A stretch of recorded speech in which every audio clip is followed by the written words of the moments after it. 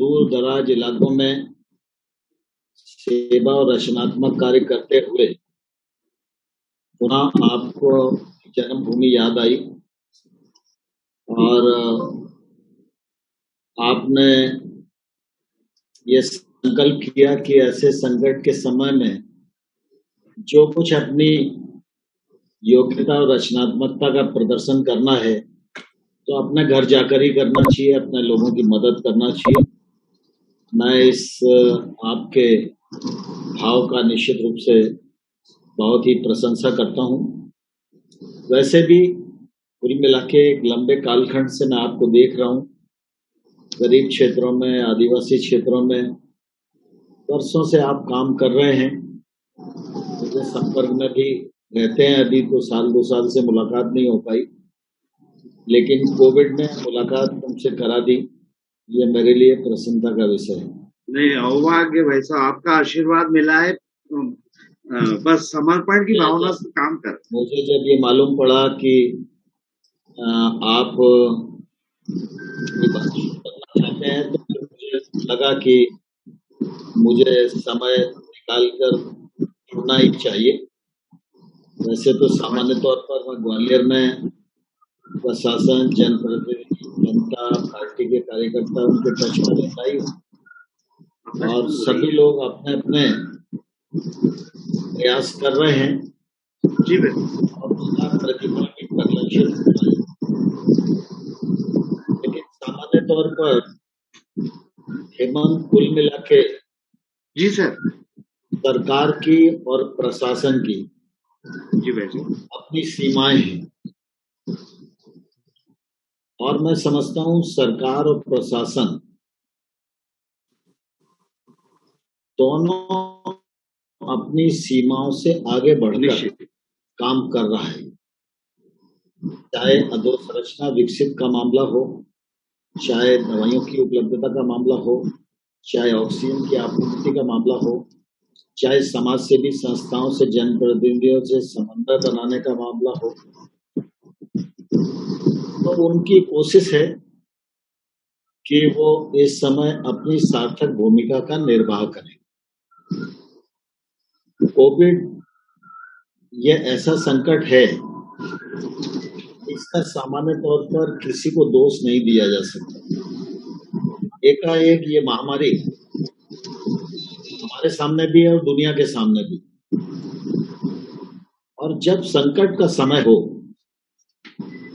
तो आपसी दूरियां समाप्त करके और कोशिश करना चाहिए कि गैप कहाँ है, क्या मैं उस गैप को भर सकता हूँ, और अगर मैं उस गैप को भरूंगा तो मैं समझता हूँ कि इस संकट के कालखंड में इससे बड़ा मेरा कोई योगदान नहीं हो सकता। आप पूरे राज्य में काम करते हो, वर्षों से बाहर काम कर रहे हो, अंततोगत तो आपको ये लगा कि भाई इस संकट के समय मुझे ग्वालियर चलना चाहिए, तो आप अपनी मर्जी से आए, किसी ने आपको बुलाया नहीं। मतलब मेरे जैसा आदमी भी आपको संपर्क करके नहीं कह पाया, लेकिन फिर भी आपने सोचा। तो यही भाव जो है इस संकट से जूझने की ताकत देता है, यही भाव इस संकट पर विजय प्राप्त करने की भी ताकत हम सब लोगों को उपलब्ध कराएगा। जहां तक साधनों की उपलब्धता का सवाल है, तो मैं समझता हूं कि गत वर्ष जब कोविड आया उस समय और आज अगर हम तुलना करेंगे तो हमारे साधन कई गुना बढ़ गए। लेकिन हम सब इस बात को भलीभांति जानते हैं कि रोग का इलाज सिर्फ चिकित्सा ही नहीं, रोग बढ़ते जाना और चिकित्सा के साधन उपलब्ध कराते जाना, इसका कोई अंत नहीं है। ना पहले कभी था, ना आगे कभी होगा, ना कोई दूसरा कर पाया है। इसलिए हमेशा हमारी संस्कृति में जीने की एक परंपरा रहती थी और उस परंपरा को जब लोग निर्वहन करते थे तो बीमारी उसको कम से कम घेरती थी।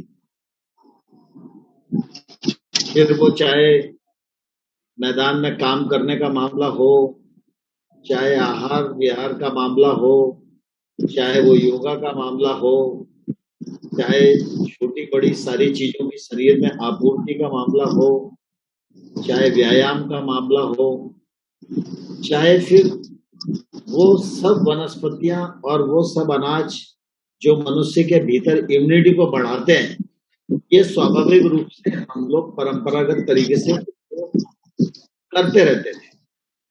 बीच का एक कालखंड आया जब हमारी दिनचर्या जीवन शैली बदली, तो निश्चित रूप से उसका प्रभाव शरीर पर पड़ना ही था। और ऐसे में महामारी आ गई। तो महामारी से निपटने के लिए पिछले लॉकडाउन से लेकर अब तक केंद्र सरकार ने, राज्य सरकार ने, समाज सेवी संस्थाओं ने, CSR ने, इंडस्ट्री ने, जनता ने, सबने हाथ बढ़ाया। जनप्रतिनिधियों ने अपने अपने वेतन में से, अपनी निधि में से इन सब सुविधाओं को बढ़ाने के लिए योगदान दिया। और उसके बाद ये तमाम सारे साधन बढ़े हैं। अब आमतौर पर हमको बहुत अच्छा लगता है कि हम एक छोटे अस्पताल में भी ऑक्सीजन का प्लांट लगवा दें, लेकिन कोई प्लांट लग जाए इससे काम नहीं चलता है ना। सबसे बड़ी जरूरत है कि प्लांट को चलाने वाला, प्लांट की ऑक्सीजन को कंज्यूम करने वाला, वहाँ बेड की फैसिलिटीज है कि नहीं, वहाँ उपयुक्त डॉक्टर है कि नहीं, वहाँ पैरामेडिकल स्टाफ है कि नहीं, इन सब चीजों की आपूर्ति भी साथ साथ आवश्यक है। तो युद्ध जब होता है, जो युद्ध के समय कुछ केंद्र बनाए जाते हैं, जिन केंद्रों पर सब प्रकार की रसद को जमा करना होता है और वहां अधिकाधिक साधन उपलब्ध कराने की जरूरत होगी। जैसे ग्वालियर है, ग्वालियर बड़ा सेंटर है। ग्वालियर से सिर्फ भितरवार, बैट और दबराई नहीं लगते। ग्वालियर जो है, झांसी का भी केंद्र है, टीकमगढ़ का भी केंद्र है, इटावा का भी केंद्र है, जालौन का भी केंद्र है, इवन आगरा, मुरैना, भिंड, भरतपुर, आपका धौलपुर, श्योपुर, इस सब के इलाके का केंद्र है। और इसलिए ग्वालियर में ज्यादा से ज्यादा सुविधाएं रहें, यह निश्चित रूप से सरकार ने भी कोशिश की है और समाज सेवी संस्थाओं ने भी यहाँ कोविड केयर सेंटर इत्यादि ये निर्माण किए। आप सबको ध्यान में है कि ये रेमडेसिविर इंजेक्शन पिछले कोविड में किसी को ध्यान नहीं था। पिछले कोविड में ऑक्सीजन की मारामारी भी नहीं हुई थी, क्योंकि लॉकडाउन इतना ताकतवर था कि जो कोरोना का विस्तार उस समय होना चाहिए था, हम उसको नियंत्रण करने में सफल रहे। जनता ने भी उसका बहुत अच्छे से पालन किया और उसके कारण उस समय जो खतरा हमारा, क्योंकि अगर उस समय ये परिस्थिति होती तो शायद मैं समझता हूँ हम कुछ भी नहीं करने की स्थिति में थे। आज तो फैसिलिटीज हमारे पास बहुत है। आज मतलब 4000 मीट्रिक टन ऑक्सीजन प्रतिदिन अतिरिक्त पैदा हो रही। फिर PM केयर से प्रधानमंत्री ऑक्सीजन प्लांट को स्वीकृत करें, मुख्यमंत्री जी राज्य सरकार के माध्यम से करें, जगह जगह CT स्कैन लगाने की व्यवस्था हो, जगह जगह इंजेक्शन भेजने के लिए केंद्र सरकार के हमारे 5 मंत्री, मतलब मैं उनको फोन करता हूँ दिन में कम से कम 5-5 बार, लेकिन जैसे आप लोग बैठे हो ना, ऐसे वो सवेरे 9 बजे बैठते हैं तो रात को 1 बजे उठते हैं। और हम लोग भी लगातार राज्य के संपर्क में रहते हैं। मैं देखता हूँ मुख्यमंत्री जी हमेशा ही चिंता में रहते हैं। फिर हेल्थ डिपार्टमेंट के जितने ऑफिसर हैं, बाकी और विभागों के भी ऑफिसर हैं जिनको जिम्मेवारी दी है। जिला प्रशासन तो एक तौर से हालत ही खराब है सुबह से शाम तक। मतलब एक तरफ ऑक्सीजन कम होती है तो कलेक्टर का गला सूख जाता है कि अब क्या होगा, वो ऑक्सीजन ही कलेक्ट करने में पूरा समय लगा देते हैं। तो मतलब सभी लोग, मैं समझता हूँ, अपने अपने हिसाब से मेहनत कर रहे हैं, परिश्रम कर रहे हैं, नियंत्रण करने की कोशिश कर रहे हैं। कोई भी व्यक्ति मृत्यु को प्राप्त न हो, इसके लिए भरसक प्रयत्न हो रहा है। लेकिन दुर्भाग्य से फिर भी कुछ लोग मृत्यु के शिकार हो रहे हैं, तो बहुत दुखद है। हमारी संवेदनाएं उन प्रति है, परिवार के प्रति है। लेकिन मैं इस अवसर पर सिर्फ यह जरूर कहना चाहता हूं कि कुल मिला के साधन एक व्यवस्था है, लेकिन इस वायरस को चैन को तोड़ने के लिए पालन करना यह सबसे बड़ी प्राथमिकता है। कोविड प्रोटोकॉल पालन करने के लिए जितना बल हम समाज में भिन्न भिन्न माध्यमों से देंगे, उससे इस पूरे मामले पर नियंत्रण प्राप्त किया जा सकता है। साधन का प्रचुरता हो, यह केंद्र और राज्य दोनों सरकारों की चिंता है। अब मैं आपको बताऊं कि मैं ग्वालियर में, श्योपुर में, मुरैना में मतलब मेरे पास ऑक्सीजन प्लांट लगाने के लिए साधन पड़ा हुआ है, लेकिन ऑक्सीजन प्लांट नहीं है। मैं श्योपुर के लिए सीटी मशीन 4 दिन से ढूंढ रहा हूं। मेरे पास पैसा देने वाला भी व्यक्ति खड़ा हुआ है, लेकिन उसके बावजूद भी मैं सीटी उपलब्ध नहीं कर पा रहा हूं। क्योंकि क्या है कि कोई भी मशीन रातों रात नहीं बनती ना। आज ऑक्सीजन प्लांट लगाना है तो उसके कुछ पुर्जे इंपोर्ट करना पड़ेंगे, कुछ चीजें होंगी, उसमें समय लगेगा। लेकिन आपने देखा होगा कि मध्य प्रदेश सरकार ने भी अपने संसाधनों से और केंद्र सरकार के साथ मिलकर हर छोटे बड़े अस्पताल तक ऑक्सीजन पहुंचे, इसका प्लान किया है, उसकी टेंडरिंग कर दी है। हर अस्पताल में सीटी मशीन लगे, जिससे कि सीटी के लिए लोगों को दूर दराज नहीं भटकना पड़े, सस्ते दामों पर लोगों का सीटी हो सके, इस बात का प्रयत्न किया जा रहा है। और आप सोचो कि मतलब इस आपात स्थिति की सीमा क्या है। एयरफोर्स का जहाज ऑक्सीजन का टैंकर ढो रहा है। आप सोचिए मतलब चिंता कहां तक है। ट्रेन में कभी टैंकर लदा हुआ नहीं देखा था। आज सिर्फ ट्रेन इसलिए चल रही है कि ऑक्सीजन राउरकेला से लाकर मध्य प्रदेश को देना है, भिलाई से लाकर सागर को देना है, बोकारो से लाकर हरियाणा को देना है, जामनगर से लाकर पंजाब को देना है। इसके लिए कितनी ट्रेन चल रही हैं। नए प्लांट की स्वीकृति हो गई है, पैसा है, लेकिन फिर भी कोई बोलता 4 हफ्ते में लगाएंगे, कोई बोलता 5 हफ्ते में लगाएंगे। आर्मी तक का भी जो सकारात्मक उपयोग किया जाना चाहिए, वो डीआरडीओ और अन्य संस्थाओं का करने का प्रयास किया जा रहा है। अभी आने वाले समय में ये भी चर्चा आती है कि भाई इसका तीसरा चरण आएगा, तो तीसरे चरण के लिए भी हम लोगों को तैयार रहना चाहिए। तो मेडिकल फैसिलिटीज बढ़े, उसका हिसाब जनप्रतिनिधि भी ले सकते हैं, जनता भी ले सकती है। लेकिन हमको ये तो तय करना ही पड़ेगा कि एक ऑक्सीजन प्लांट को तैयार करने में और लगाने में और ऑक्सीजन को दे, इसके लिए कितना समय चाहिए हो सकता है। लेकिन फिर भी जैसे मैं ग्वालियर का ही बताऊं, मुझे लगता है ग्वालियर में आमतौर पर 18-20 मीट्रिक टन ऑक्सीजन लगती थी। आज लगभग 45-50 मीट्रिक टन ऑक्सीजन लग रही, जस्ट दुगनी। तो कहीं ना कहीं से तो इंतजाम हो रहा है। अभी कोई प्लांट तो एकदम चालू हुआ नहीं, ग्वालियर में तो हुआ भी नहीं, मुरैना में तो एक प्लांट अभी चालू हो भी गया, लेकिन ग्वालियर में जो मंजूर था वो भी नहीं हुआ। मुरार में पीएम केयर के अंतर्गत मुरार हॉस्पिटल में मंजूर था, उसका काम शुरू हो गया, लेकिन अब 1-2 हफ्ते में वो भी ऑक्सीजन देने लगेगा। ये यूपीएल वाले करने वाले थे, तो इनका जर्मन से प्लांट आया तो वो कस्टम में अटका हुआ है, कल बात की, वो भी रिलीज हो रहा है। तो ऐसा मतलब कुल मिला के साधन बढ़े, यह समय की जरूरत है, और ये बढ़ाना सरकार और समाज दोनों का काम है। तो सरकार पूरे मुस्तैदी के साथ उस पर काम कर रही है। इसका संतोष हर आदमी को होना चाहिए।